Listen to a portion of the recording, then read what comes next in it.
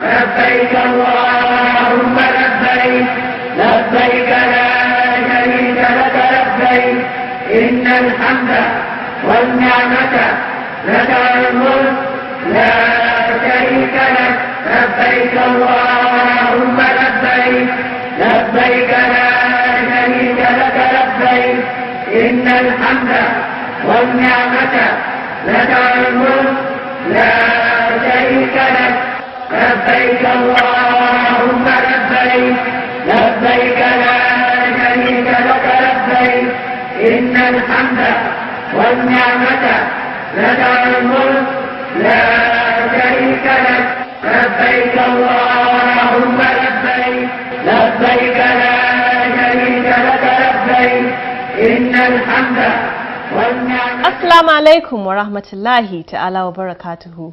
Welcome to another edition of the program As You Answer the Call. I am Fatima Umaru Hadija. We are continuing with the review of the 2019 Hajj, and as usual, we'll be touching on a range of issues in the different segments of the program. One such issue was how the Saudi authorities came up with the Turadidiyya or transport system to overcome the challenges of moving pilgrims to Muna, Arafat and Muzdalifah during the peak period of the Hajj. Tonight, we focus on how Nigeria keyed into Turadidiyya transport system. How did it work for Nigeria, and what are the opinions of the officials? Details shortly.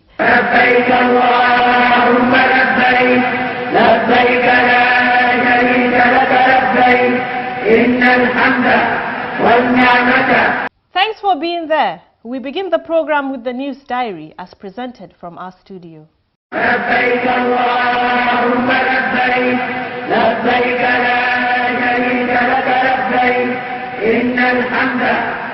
The successes recorded during the 2019 Hajj have been attributed to the effective implementation of the various reforms introduced by the National Hajj Commission of Nigeria, NAHCON.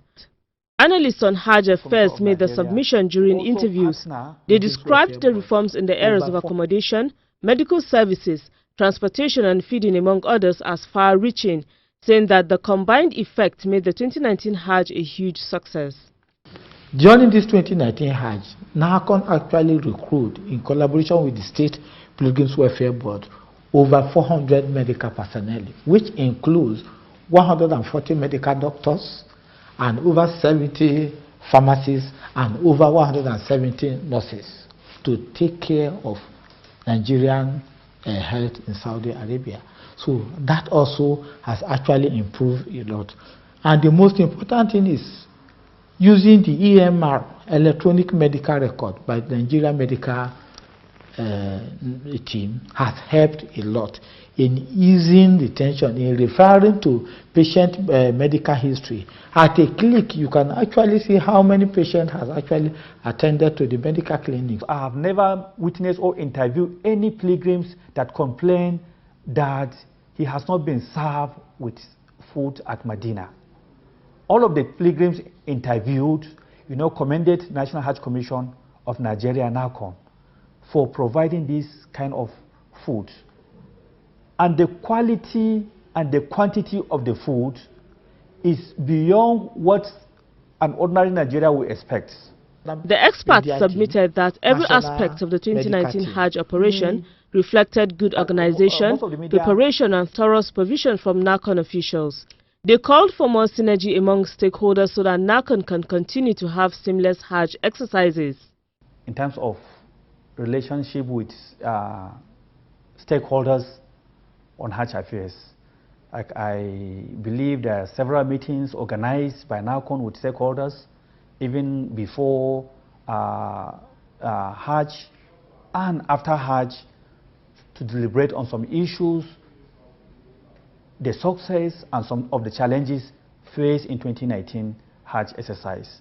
But the area I'm more concerned that I really want National Hajj Commission of Nigeria to deliberate is the area of, synergy between the National Hajj Commission of Nigeria and State Pilgrims Board. NAHCON need to work out a modality of incorporating State Pilgrim Welfare Board. If it entails during Hajj operation, State Pilgrim Welfare Board should then be named, just like we are doing the national media team, national medical team.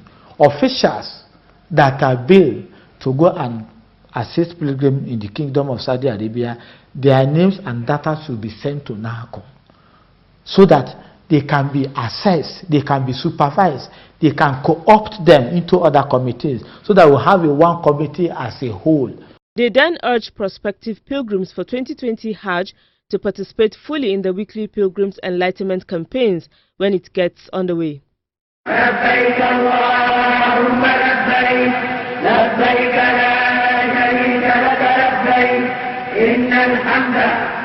The Adamawa State Governor Ahmadu Fintiri has approved the appointment of Dr. Salihu Abubakar as the new Executive Secretary of Adamawa State Muslim Pilgrims Welfare Board.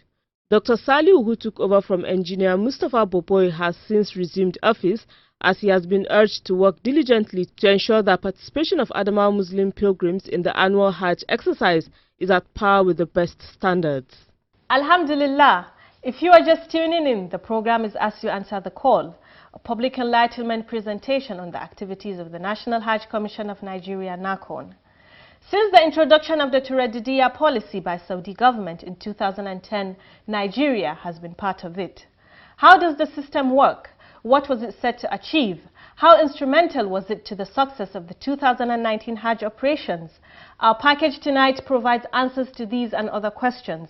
Stay with us for the details in our next segment, Making the Hajj and Umrah.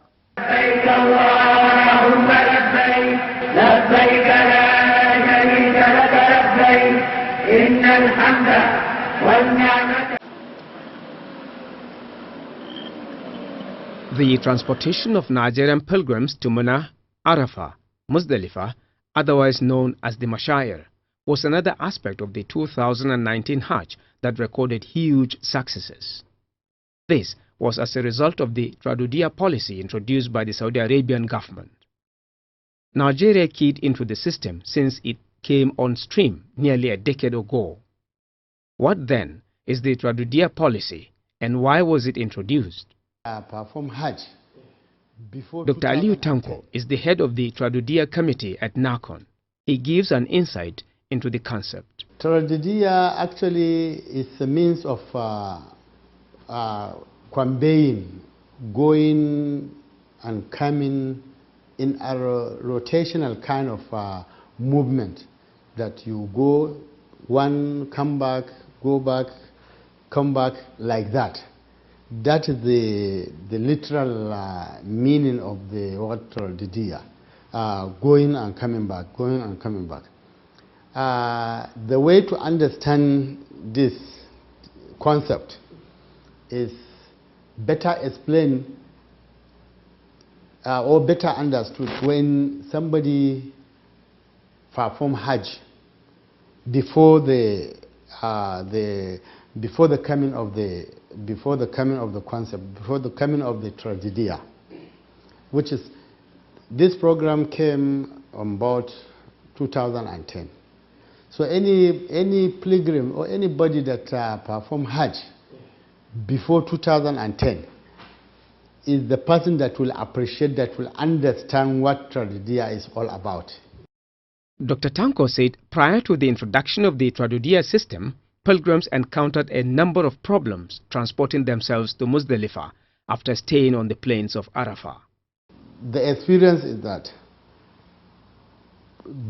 because of the crowd that is there, of both human and the vehicles, sometimes people cannot arrive at Muzdalifah until after Fajr, after morning prayer. From the sunset, they will not arrive at Muzdalifah until morning. You imagine. Hours, spending hours in the buses. And for those who are trekking, of course, some people trek, just follow the crowd and keep going. They arrive at Muzdalifah maybe 2, 3 o'clock in the morning. This was the nature of the movement during, the period before the advent of the Tradudia system. How then is the Tradudia designed to address these and other challenges faced by pilgrims during the movement to Muna, Arafah and Muzdalifah? The arrangement is that people now, buses are dedicated to follow particular route. When this movement will start, for example, from Mecca to Mina, there will be no any other movement within the route that these buses are going to follow. And that makes it very, very easy. Within 30 minutes from Mecca to Mina, the bus will have clear and straight route, dedicated, and with the traffic police and so on manning all the areas that these buses will be following.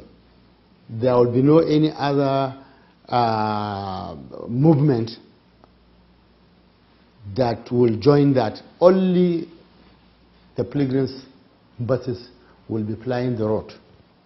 In its plans for an effective outing during the 2019 Hajj, the National Hajj Commission of Nigeria, NAHCON, put a number of measures in place on the Tradudia policy.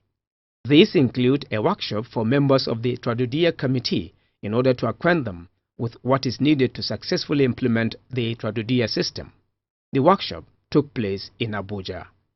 To guide people, that is the work of Tradudia.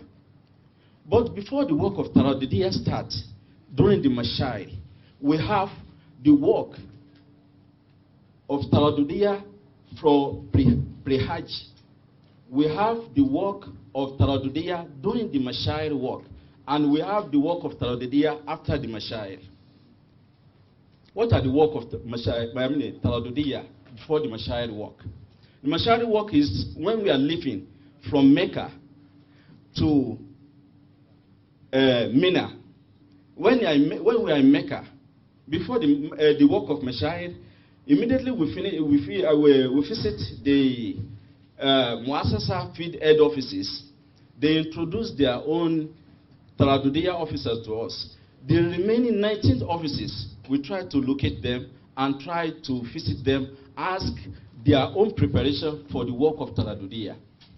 Members were also exposed on how to relate with other stakeholders such as the state field officers and the Muassasa, that is, the organization responsible for pilgrims from Africa.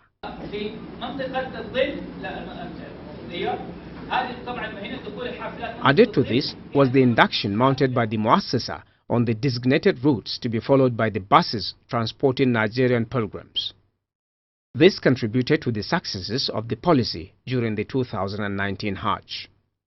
And this is the location, and then the opposite the road is the route that will lead, whether you are trekking, whether you are going by bus, it will go direct to our camp in Muna. With this plan in place, the movement of Nigerian pilgrims to Muna, Arafah and Muzdalifah and back to Mecca was undertaken without hitches. This involved grouping pilgrims in numerical order, so also the buses. In this way, pilgrims knew which bus to use without much difficulty. Furthermore, the buses were also numbered in line with the field office responsible for each state at Muna and Arafah. When, for example, Lagos State had number 19 as its field office, all the buses with number 19 were therefore assigned to carry pilgrims from Lagos State and convey them to the tent number 19. With the introduction of Tradudia, things have taken shape. There is assurance that vehicles will come and collect you. There is assurance vehicle will take you to Mina, vehicle will take you to Arafah, back to Muzdalifah. This year, they have added an innovation, even from Muzdalifah back to tent, which hitherto has not been the practice. Unlike before, the arrangement was superb. In Mecca, moving to Arafat, the pilgrims started transporting them to Muna at night before 12. I think the first, I think it's Lagos and others. The buses are fantastic. No way about it. These are the kind of buses that you can only see pilgrims then from developed countries, where Nigeria just look by the side. When are we going to reach there? The transportation from Mecca to Mina, from Mina to Arfa, they really try a lot. So there is not any problem concerning that. Also handled by the Tradudia Committee was the movement to Jamarat, which was also streamlined to avoid stampede, which in years back resulted in the death of many pilgrims. In this arrangement, the Saudi government developed a timetable indicating when pilgrims from a particular country will go for the symbolic pelting of the devil at Jamarat. Similarly, guides to lead pilgrims to Jamarat site were also trained.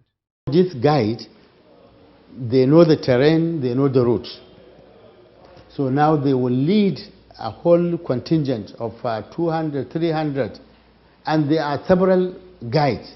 They have flag raising, and then they will be in front leading the pilgrims until they go to the camp, the Jamarat, and then they know the route to come back.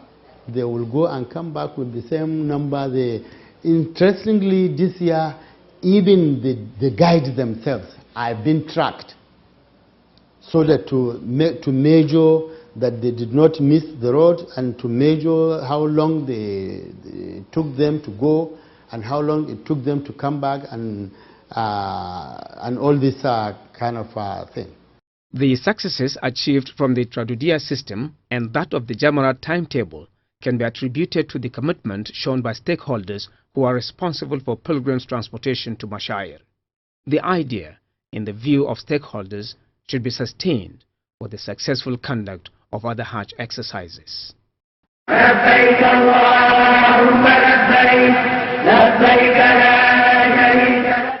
You're still watching As You Answer the Call. Coming up next is Hajj and Umrah Education segment, where our guest Imam Musa Tanimu takes us through the history of the Jamrat and how the symbolic pelting of the devil began. Let's hear the discussions.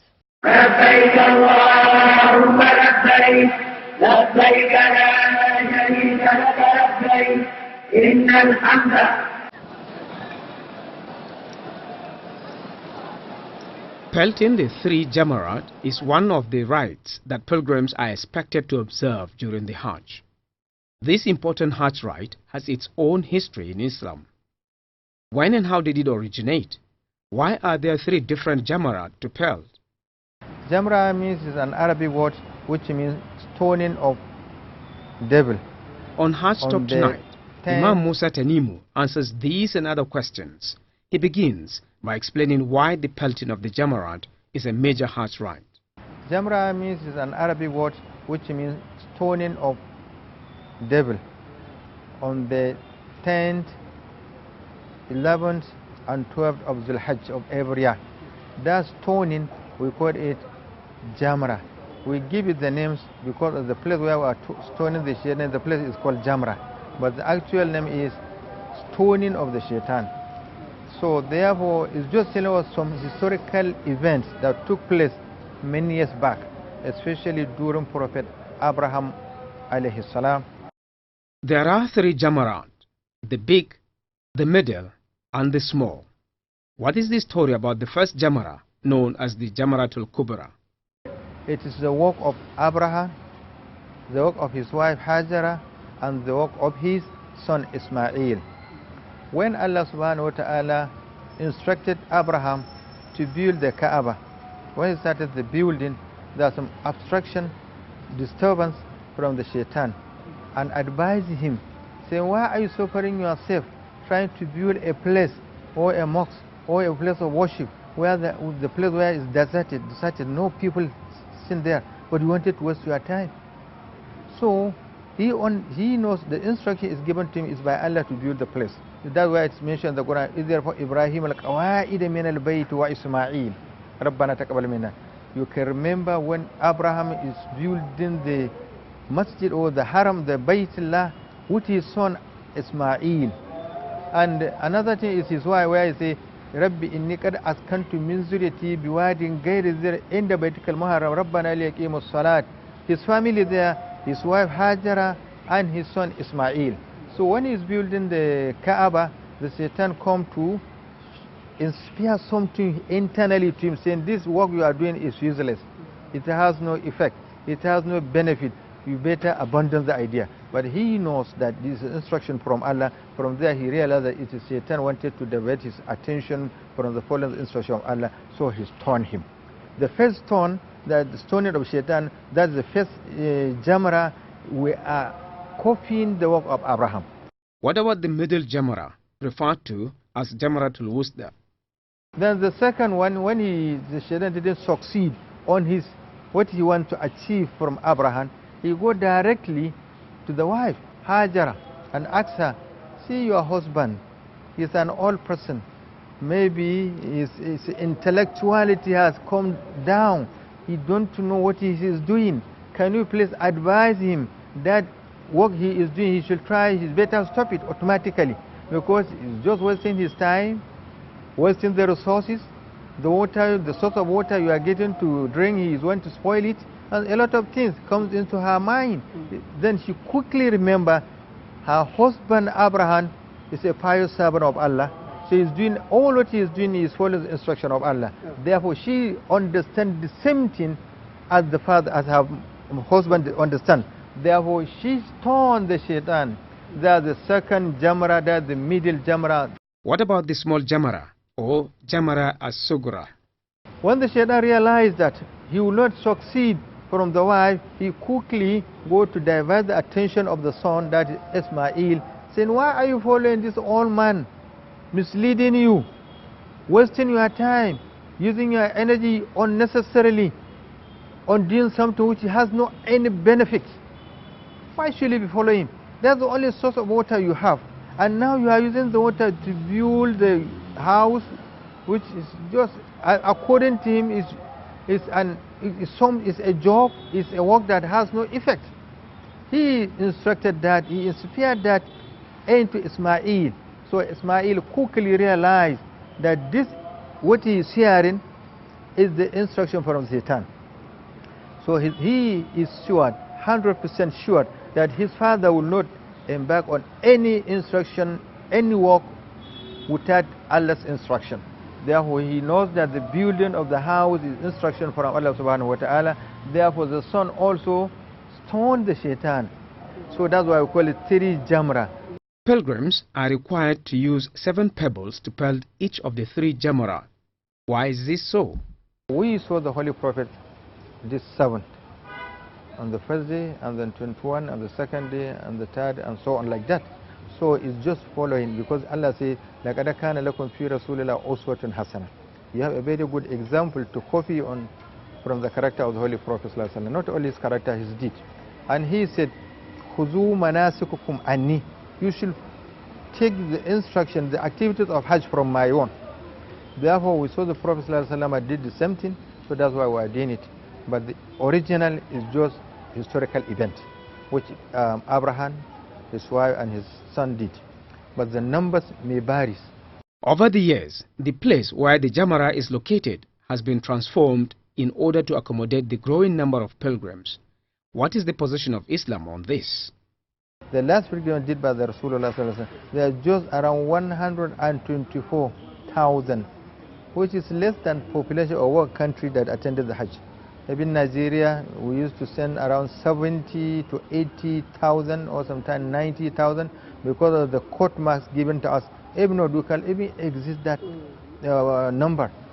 Therefore, they have to think to develop how they are going to accommodate the numbers, the large numbers of pilgrims that come to Mecca. So they get some fatwa verdict from the Islamic scholars. Since the place is still there where we are stoning, the place is still there, the fixed place where Abraham stoned the Satan, the same thing where his wife stoned the Satan, the same thing where his son stoned the Satan, but now the population has increased. Therefore, they have to devise some means, some way that it would accommodate. Because the Jamrat, they have to be done on the 10th, 11th and 12th of Zulhajj. No changing of dates. Therefore, all the population of the pilgrims, they have to converge on that place. So that's why they were able to devise some means how they are going to do. So they extended the place. There are some stairs upstairs, first, second, and third, so that the population will go there. At the same time, it will accommodate millions. 1 million people can easily go and stone at the same time and come back safely without any problem or congestion or stampede as what happened 3 years ago. So that one is allowed. Pilgrims offer supplications in the course of pelting the Jamara. What is the history of this religious act?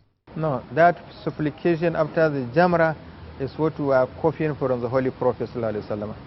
He did it. After he stoned the Jamra, he stopped for supplication. He prayed he asked Allah for forgiveness and a lot of things. But Abraham, we don't have any, or let me say, I don't have any historical documentation or historical proof saying that when he finished, he has prayed. But we know definitely when Prophet ﷺ finished the Jamra, the stone of the Jamra, he did supplication. Imam Musa Tanimu said, pelting the Jamra is not among the 4 pillars of Hajj, but it is an integral part of the Hajj that a pilgrim can delegate someone to perform on his behalf.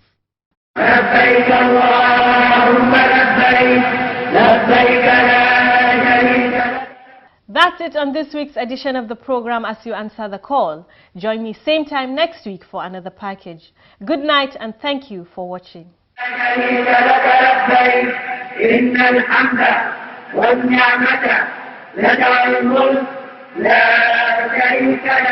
لبيك اللهم لبيك لبيك لا شريك لك لبيك إن الحمد والنعمة لك